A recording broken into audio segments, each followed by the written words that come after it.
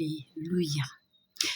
La visitation divine qui a apporté le changement de mentalité totale dans la vie de l'apôtre Paul. C'est impossible de faire la marche avec Dieu sans renouveler son intelligence. Autant tu aimes Dieu, autant sera ta mission. Philippiens 3, 5 à 6 dit que moi, dit l'apôtre Paul, circoncis le 8e jour de la race d'Israël, de la tribu de Benjamin, hébreu né d'hébreu, quant à la loi, pharisien.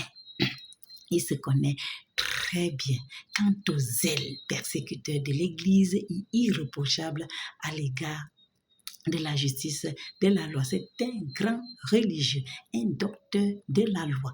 Et ils sont contre le Seigneur Jésus-Christ, disent-ils qu'il a apporté une nouvelle doctrine. Ils ne veulent pas.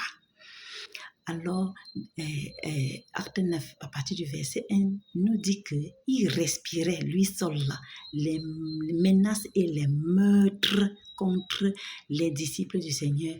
Jésus-Christ se rend encore chez le souverain sacrificateur pour prendre les ordres de mission afin de se rendre à Damas, continuer ses crimes. Alors, la lumière resplendissante venant des cieux le fait tomber. Jésus lui demande pourquoi me persécutes. Tu dis que qui es-tu Seigneur pour que je te persécute? Jésus lui dit que c'est moi Jésus que tu persécutes et il te sera dur de résister contre les aiguillons. Il a bien compris que le pouvoir-ci dépasse le pouvoir des souverains sacrificateurs.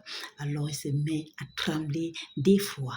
Que veux-tu que je fasse, Seigneur? Puisqu'il avait fait 3 jours, 3 nuits sans manger, sans boire, ni voir.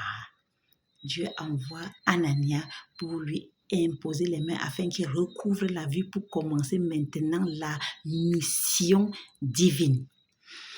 Et Anania aussi trouve que Dieu ne sait rien, que Dieu ne connaît pas. Il veut dire à Dieu que Dieu, tu ne sais pas qu'il est un meurtrier. Dieu lui dit que tu étais là à la fondation du monde. C'est un instrument que moi-même j'ai choisi pour apporter mon nom devant les nations, devant les rois et devant vous-même Israël, parce que vous ne me connaissez pas, vous êtes des religieux. Voilà, c'est l'apôtre Paul qui vient nous dire ce que Jésus disait à Nicodème.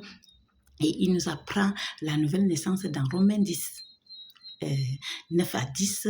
Et il nous dit ce que c'est que Romains 12 au verset 2 et comment nous pouvons devenir 2 Corinthiens 5 au verset 17. Alléluia.